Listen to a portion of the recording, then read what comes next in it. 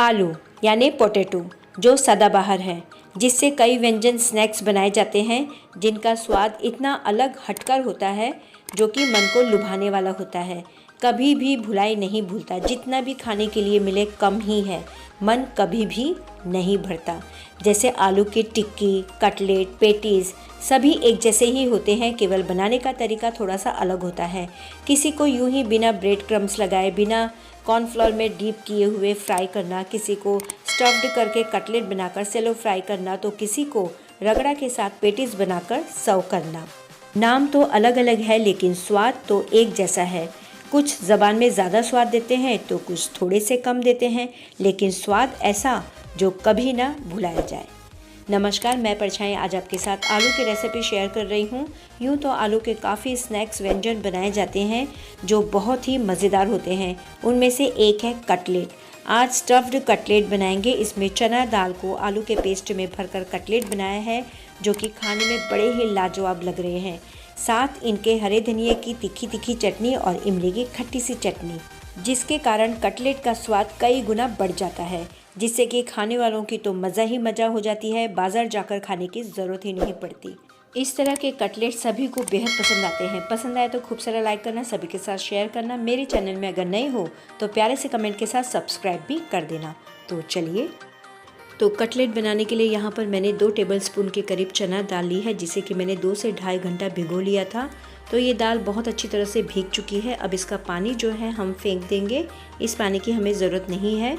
तो ये देखिए, मैं पानी पूरा निकाल चुकी हूँ। अब मैं एक दाल को आपको तोड़कर बताती हूँ। तो ये देखिए, आराम से टूट रही है। तो ये बहुत अच्छी तरह से भीग चुकी है। अब इसे कुकर में पकाने के लिए रखेंगे। तो कुकर में मैं इसे डाल चुकी हूँ। मीडियम आंच में इसमें 1 सीटी आने देंगे। इसमें मैंने 1 चम्मच के करीब तेल डाला है, छोटी चम्मच, और 1 चम्मच नमक डाला है। तो देखिए, हमारी दाल अच्छी तरह से पक चुकी है। तो ये देखिए, अब मैं आपको बताती हूँ ये दाल कितनी सॉफ्ट हुई है। बहुत सॉफ्ट नहीं हुई है, 80-85% ये पकी हुई है। तो बस अब बाकी बाद में पक जाएगी। अब इसमें क्या मसाले चाहिए देख लेते हैं।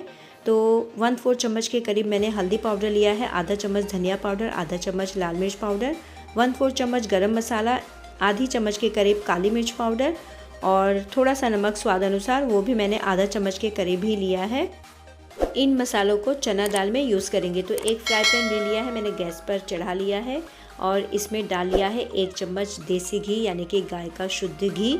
अब इस घी को अच्छी तरह से पिघलने देंगे और जो मसाले हमने प्लेट में तैयार रखे हैं उसे डाल लेंगे। पहले हम मसालों को पका लेंगे थोड़ा सा, कुछ सेकंड, 30 से 45 सेकंड तक, और उसमें 1 चम्मच के करीब आमचूर पाउडर डाल लिया है खटाई के लिए। तो ये बहुत ही अच्छा स्वाद देता है। तो इन मसालों को अच्छी तरह से हम पका लेंगे। तो ये देखिए, 30 सेकंड में मसाले पक चुके हैं। अब इसमें मैंने चना दाल डाल लिया है। अब चने दाल को भी इन मसालों में अच्छी तरह से मिला लेंगे। 30-45 सेकंड तक मिलाना है। और इसमें कटा हुआ अब मैं हरा धनिया डाल रही हूँ और इसे भी मिलाते हुए इस दाल को हम चम्मच से अच्छी तरह से हल्का हल्का सा दबा लेंगे, जो कि ये स्मैश हो और थोड़ा साबुत भी रहे, थोड़ा सा स्मैश भी हो जाए। तो देखिए, इस तरह से ही करना है। नहीं भी करेंगे तो भी कोई प्रॉब्लम नहीं है, लेकिन थोड़ा सा करेंगे तो ये अच्छी तरह से आलू में बैठ जाएगा। तो चलिए, अब यहाँ पर मैं गैस को ऑफ़ कर चुकी हूँ। अब इसे ठंडा होने के लिए एक प्लेट में निकाल लेंगे। बस इतना ही इसे पकाना है, ज़्यादा इसे पकाने की ज़रूरत नहीं है। हमें थोड़ी सी दाल कच्ची चाहिए, क्योंकि ये बाद में जब फ्राई होगी तो ये पूरी तरह से पक जाएगी। तो देखिए, मैं यहाँ पर एक प्लेट में इसे निकाल चुकी हूँ और इसे ठंडा होने देंगे।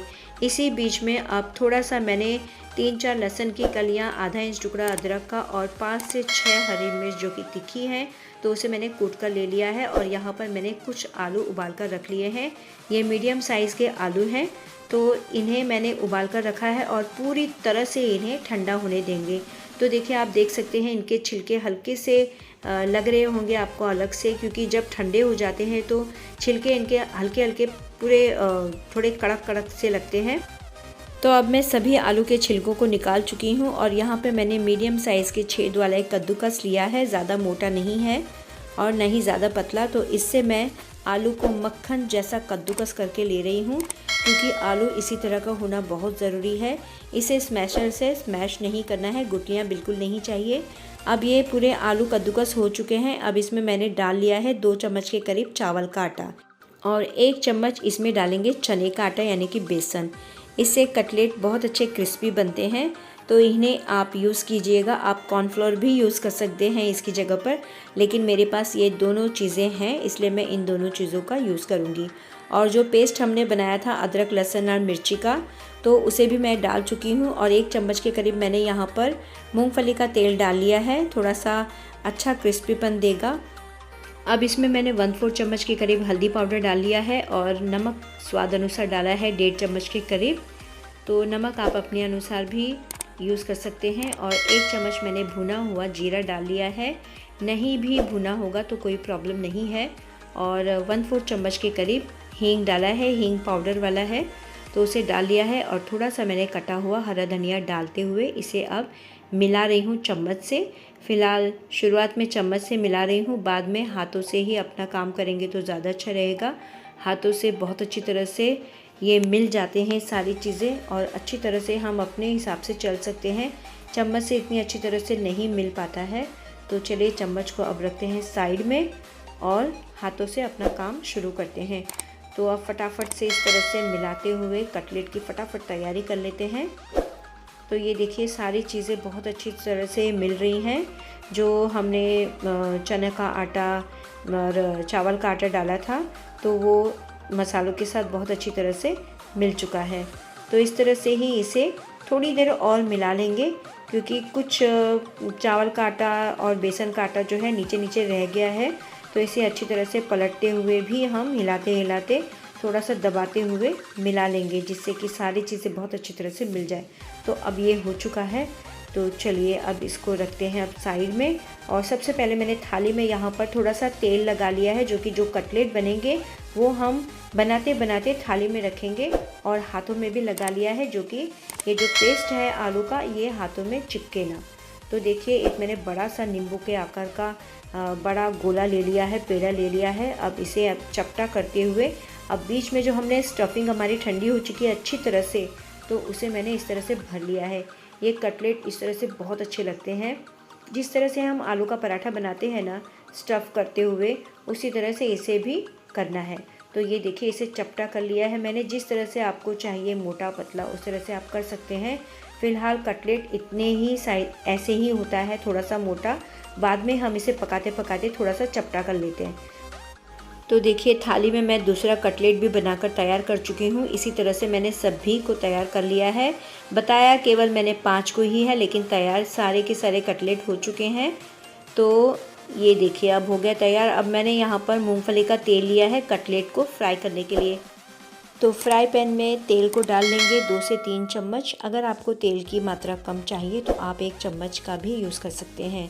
ये टेबल स्पून है तो मैंने 3 टेबल स्पून तेल डाल लिया है। अब तेल मीडियम आंच में गर्म हो चुका है। अब इसमें एक एक करते हुए कटलेट को डाल देंगे और गैस की आंच को लो कर लेंगे और धीमी आंच में ही सभी कटलेट को हम फ्राई करेंगे, तब जाके ये अच्छे क्रिस्पी होंगे। तेल गरम है तो थोड़ा सावधानी बरतना ज़रूरी है, तो धीरे धीरे करके ही आप कटलेट को डालें। तो देखिए यहाँ पर मैंने 3 कटलेट डाल लिए हैं।